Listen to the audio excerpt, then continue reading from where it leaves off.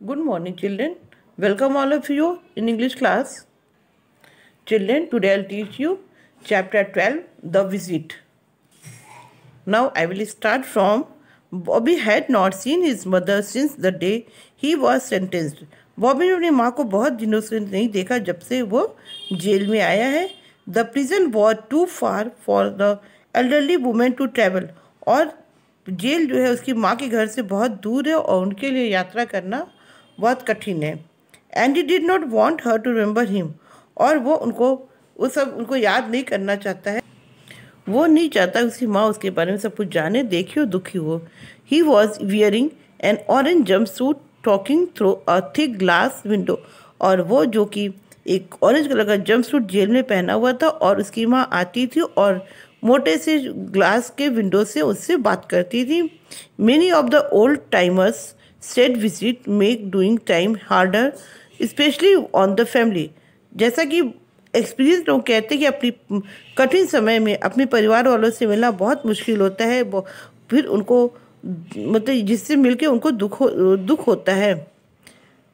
It was his crime Bobby would do the time then he could return homes to. और Bobby ने crime किया था जिसके वो जेल में है और वो अब कभी भी घर वापस जाएगा. The hollow sound of the heavy cell door being unlocked pulled Bobby from his thoughts. An unfamiliar voice called out, "Carson, get dressed. You have a visit." तभी उसी समय एक दरवाजे की चरमराहट की आवाज़ आती है. दरवाज़ा खुलता है और कोई अंदर आता है. एक अनफैमिलियर सी आवाज़ को सुनाई देती है जो कहता है, कैरसन तैयार हो जाओ, कोई तुमसे मिलने आया है, कोई विजिट करने तुमसे आया है. Can not be me must the other Carson. तो बॉबी बोलता है, नहीं मैं नहीं हो सकता, कोई और होगा. Bobby reply rising from his bunk. अपने जगह से उठ जाता है और बोलता है वो मैं नहीं होगा, कोई और आया होगा जिससे मिलने कोई होगा. You are 138 381 are not you. तुम इस नंबर के हो 138 381, क्या तुम नहीं हो? बॉबी बोलता है यस बट. हाँ मैं वही नंबर, मेरा वही नंबर है. But nothing get into your jump suit. तो वो आदमी उससे बोलता है कि ठीक है तब तुम कपड़े पहन लो, जंप सूट पहन लो. The guard snapped a pair of handcuff on Bobby's wrist. और गार्ड जो होता है बॉबी के हाथ से हथकड़ी खोल देता है. Holding him formally by the upper arm. और उसका हाथ पकड़ के उसके ही escorted Bobby through cell block F. और बॉबी का हाथ पकड़ के वो आदमी उसके पीछे पीछे सेल ब्लॉक एफ की तरफ उसको ले जाता है. The visiting room was deserted. Visiting room बिल्कुल खाली था. उससे बॉबी को वहाँ कोई भी दिखाई नहीं देता है. And dimly light. और वहाँ हल्की बहुत धुंधली रोशनी हो रही होती है. At first Bobby did not recognise the face staring at his through the partition. और बॉबी जो पार्टीशन के उस पार से जो उसको खड़ा था वो उसको उनकी आवाज़ को, उनके चेहरे को पहचान नहीं पाता है. मॉम. वो बोलता है mom. Oh Robert, it is so good to see you. उधर से आवाज़ आती, ओ रॉबर्ट यह बहुत अच्छा हुआ तुम्हें देखकर, हमें बहुत अच्छा लगा. His mother's voice tremble and she wiped a tier.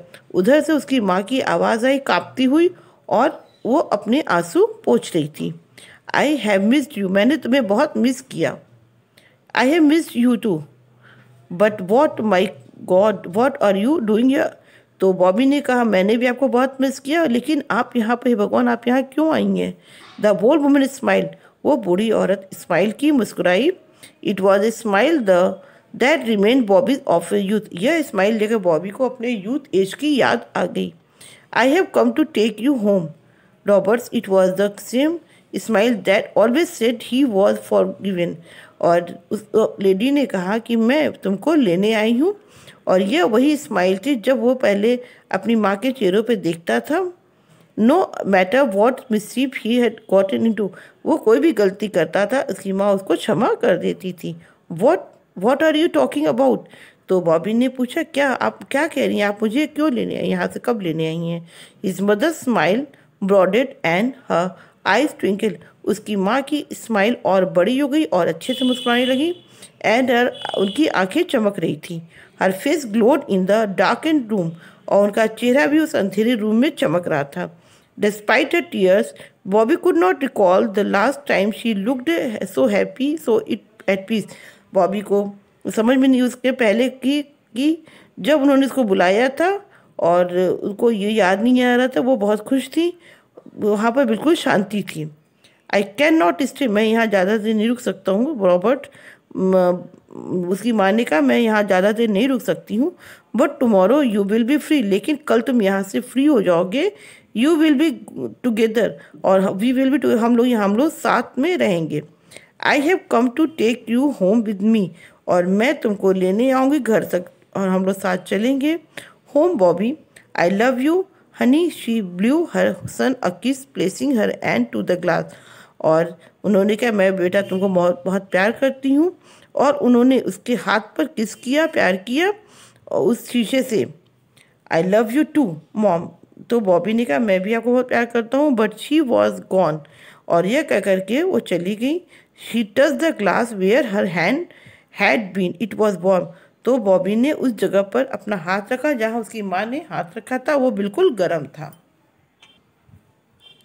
Back in his cell, Bobby felt alive. He did not understand what was happening. He did not care. अब बॉबी अपने सेल में, अपने रूम में वापस आ गया। वह अब लग रहा था उसको नया जीवन मिला हुआ हो।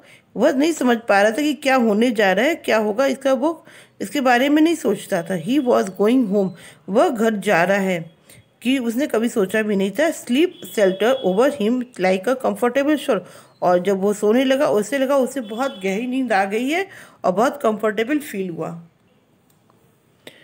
Early the next morning, the warden called cell block F. I need to see Carson. और दूसरे सुबह जब बहुत जल्दी वार्डन आए और उन्होंने कहा कि सेल ब्लॉक F से कैरसन को बुलाओ, मैं उससे मिलना चाहता हूँ। He said to the officer in charge, bring him to me.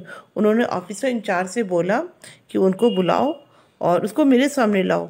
Several minute later a guard tapped on the wardens open door, और थोड़ी देर बाद वह गार्ड आया, उसने दरवाजे पर थपथपाया, खटखटाया। वेल, ठीक है।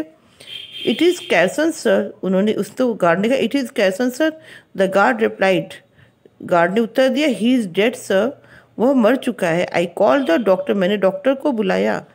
To look like he dead in he sleep peacefully, तो डॉक्टर ने कहा शायद वो रात में ही मर चुका था, बिल्कुल शांति से वो सो गया।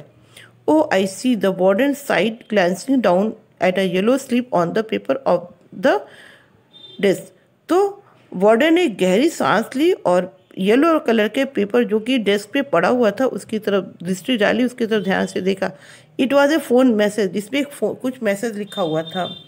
Bobby's mother had pass away at her home 3 night earlier, Bobby की माँ की भी डेथ हो गई थी 3 रात पहले।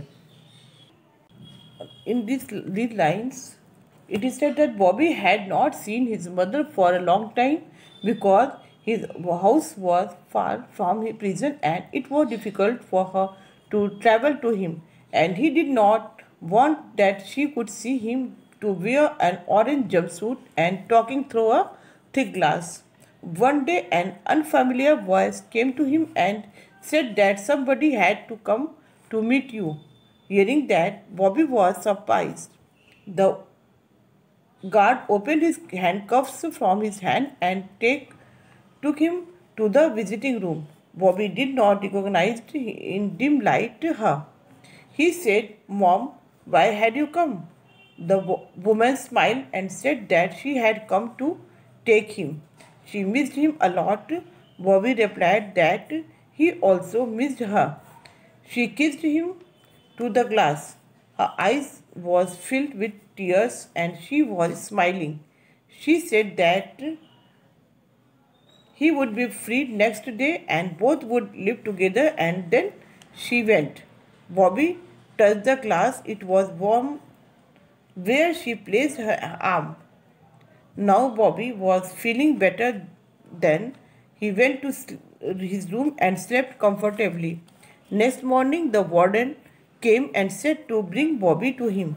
After some time, a guard came and said that Bobby was dead. He called a doctor, but he was no more.